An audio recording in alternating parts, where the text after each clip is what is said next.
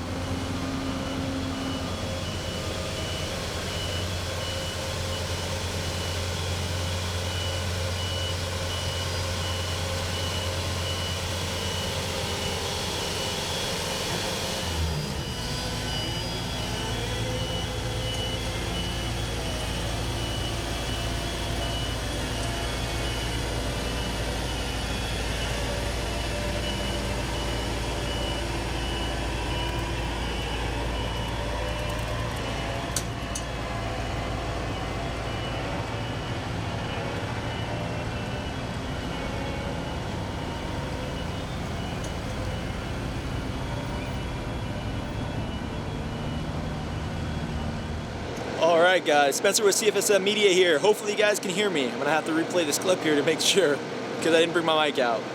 Bad mistake.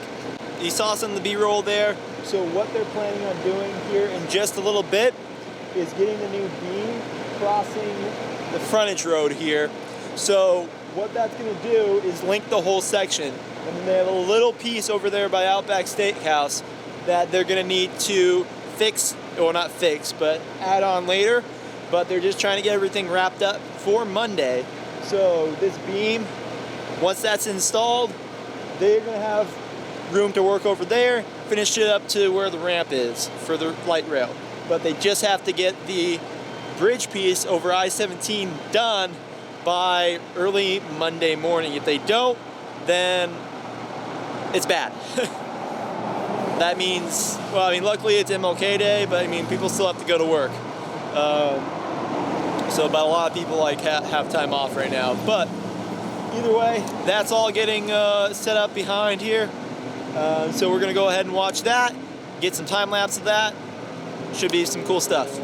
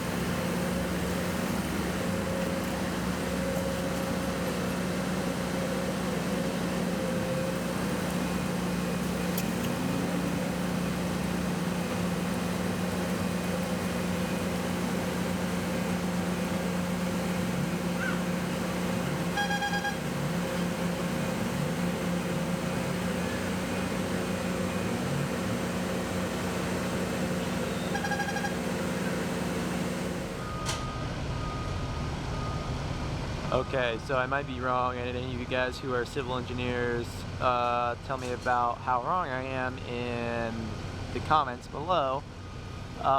It looks like what they did, so there's these little, looks like these bolt holes or something, rivet holes, something like that, that they're gonna connect the pieces together. That would be my guess anyways.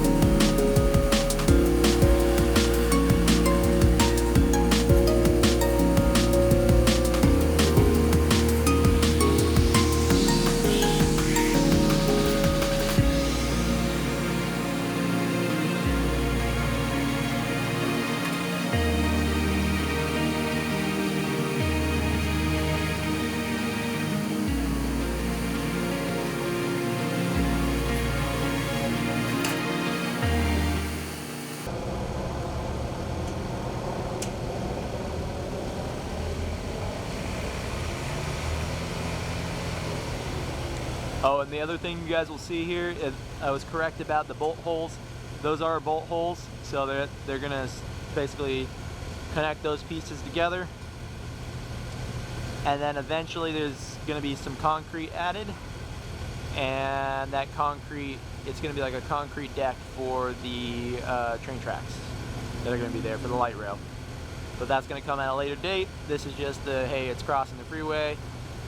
It's all set. And then the next piece is going to be obviously the, well, getting the rail, getting the concrete in, and doing all that part. So that was the other thing I forgot to add. So there's going to be another closure when that happens eventually. These beams weigh about 35 tons, so that's pretty hefty. So what they're doing, they're gonna hook everything up there. It actually looks like they are clearing the area right now, so we should see a lift here momentarily. So again, they're gonna hook it up from this, so where the middle piece here is where it's gonna sit on the pier. The pier is right there. Kind of see it. I guess it's a static pier. That's, I think, the word he used. But basically that sits on top of there, and then the end piece on the east side sits on the temporary foundation. They hook everything up to the other temporary foundation over there. They make sure everything's, you know, safe and everything, and I'm assuming they're going to take down the temporary structure here before Monday. So again, it looks like they are clearing some of this area out. and then we should see them lifting this fairly soon.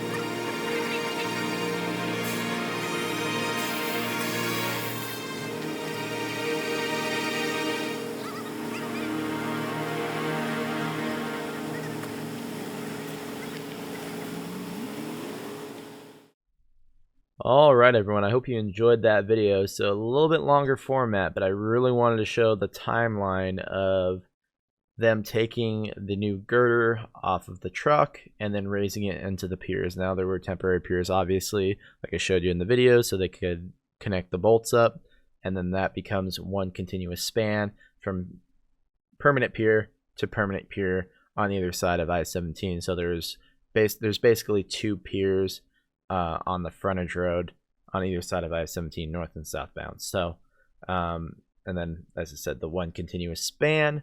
And I assume that, so if ADOT needs to do anything on the road in that area, I'm assuming the engineer who built that considered that. Although there is not a whole lot of room to do any expansion on that section of I-17. Maybe an auxiliary lane if they needed additional, but it's really tight with the right of way there. Now they also had to raise the utility lines before they could actually build the bridge. So that was kind of cool, watching that happen over the couple months prior to them actually putting this project into place, where they actually built the bridge over I-17. So all the high voltage lines that you see going along I-17 there, well, they had to raise those. And I would not want to do that job. I follow a couple of those lineman channels on YouTube here, and they do some really good work, but count me out. That pay for dealing with high voltage, no, count me out. I'm content in the office, especially with watching those guys in like 110-degree heat working on those lines in a bucket truck, and I'm like, no, not a fan. So that being said, there are going to be some more videos. I know I've been promised in that I-17 video. I will be doing something after Easter for that. Obviously, when I'm recording this, it's the week of Easter. So after Easter, when I'm back, I will try to do the ride along and get all that scheduled. There's a lot of videos that I want to do, just I haven't had time for, and I'm trying to make the time now for you guys. So let me know what you want to see in the channel below, or in the comments below. And yeah, all the infrastructure stuff's going to remain on this channel. I do have a new segment, which is the censorship report, which you guys have seen on this channel, but I'm moving those officially over to its own YouTube page. So go ahead, check that out. Those are going to be podcasts and spicier interviews, which may get me banned on YouTube. But if they do get me banned, all that stuff's going to get backed up on Rumble anyways. But the content I know I can't talk about on YouTube because of the censorship police, those will be on Rumble because that is a free speech platform. Unlike YouTube, Google, Twitter, Facebook, any of those platforms that are, well, we won't go into that in this video, but more infrastructure videos to come, guys. Thanks for watching. Like, share, subscribe, do all that good stuff, and I'll see you all in the next video. Thanks for watching.